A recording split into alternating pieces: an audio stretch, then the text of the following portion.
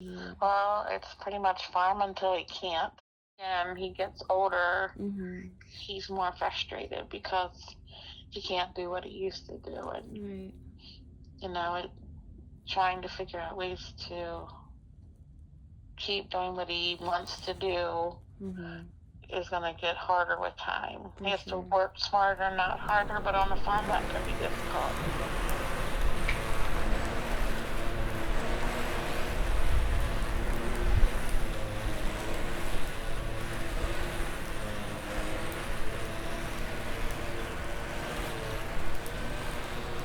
Now the typical day,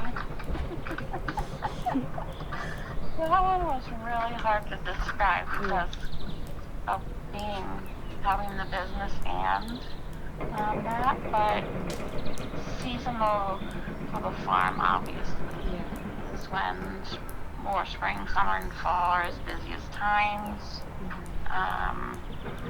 He said, being I'm a part-time farmer, my work days fluctuates.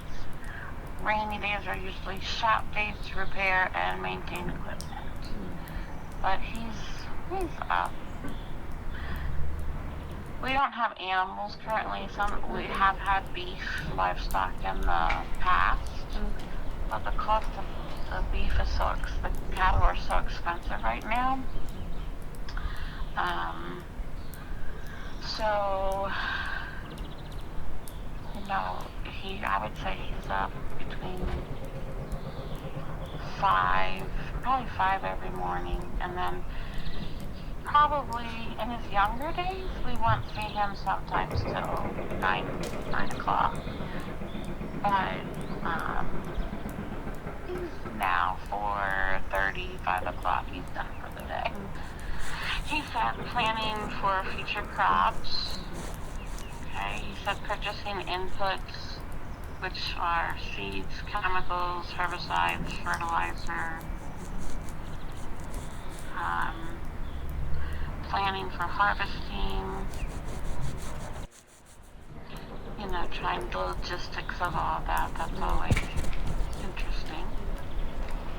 Spray licenses, they have to keep them up to date in order to spray. And then his is like keeping insurances up to date, equipment, for all the different equipment, the barns, the trailers, and then the maintenance of and upkeep of all the equipment too. He does it all. Grew up as the fourth generation on a dairy farm. It milks about 250 Holstein dairy cows in PA. I got a degree in dairy science from Virginia Tech, and I was heavily involved in the dairy industry while I was there getting my degree. Competed in the Dairy Challenge, dairy judging. Currently, I'm working as an equine vet in Ohio, but I'll answer questions as if I was back on the farm. Switching to equine was a hard choice for me, but I spent the majority of vet school continuing in the dairy track.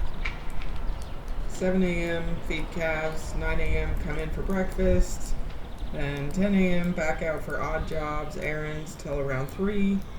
The PM milking starts around then, so either milking or heading home to work on computer projects, then back to feed calves from 5:30 to 7. Night check, last minute things, and calvings can make the day end between 7 and 10 p.m. My dad is full-time on the farm, and his schedule looks sort of like this. 2:30 a.m. head out for morning milking, head in after milking and checking the cows around 8:30. Then back out around 9:30 for computer work, sorting cows, mixing feed, fixing things till noon. Break for lunch, then back out around 1 for more projects. Till milking prep for afternoon starts at about 2:30. Milk cows till 6. Checks cows, pushes in feed. Back out to the house sometime between 7 and 10. He might go back out after dinner to feed a new calf or push in more feed. Responsibilities for me when I'm home on the farm include feeding calves twice a day, covering milking shifts when workers call off, checking sick cows.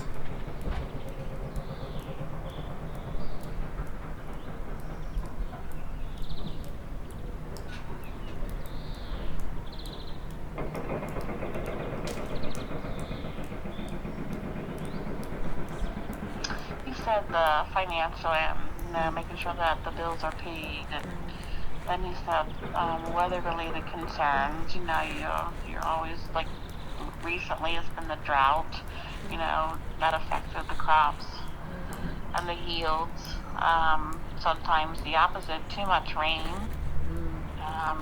winds, floods, tornadoes. On my dad's farm, a tornado had touched down there. Luckily for us, it only blew off the doors of the barn, but at my uncle and aunt's farm, it came through, same line of tornadoes, and they have a bank barn, and the cattle were down below, and it blew the top off, and they lost a lot of their cows. So yeah, so that's always,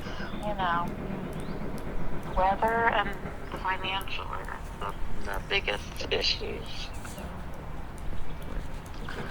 He said the most labor-intensive work for him is working. He still does the small bales of hay and straw. That's really wearing and tearing on him. Learning how to adjust for the wear and tear now as he's getting older, because of that physical labor all those years between the two jobs that he does. The heating pad, massage, chiropractor, and ibuprofen. Yeah, though, in some ways, because they work so hard and then they get older. Like my dad was the same way for him. He always say to my husband, you're going to regret this someday. Feel safe. He says I feel safe at work. I need to make good, safe decisions for myself and my workers. Yeah. But sometimes they do stupid stuff.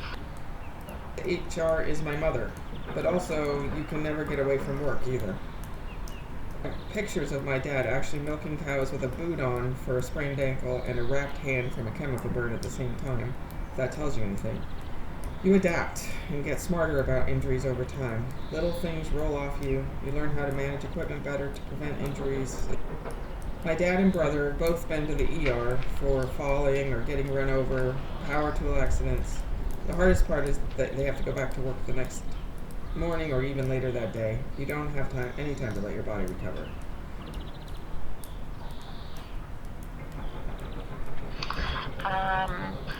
One that works kind of full time with him, and then my nephew helps more during the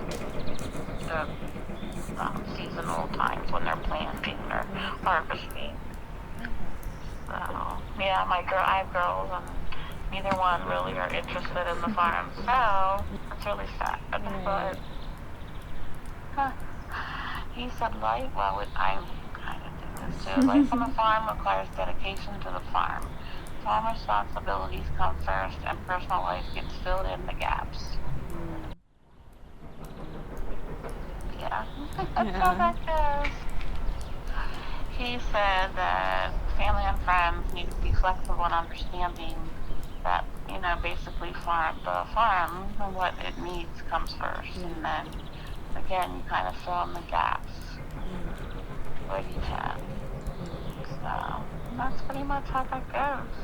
And a lot of, not a lot of our friends, but family, we have a lot of family that farms, so they understand too. I mean, when we got married, we planned our wedding around the dairy farmers and the families so that they could attend.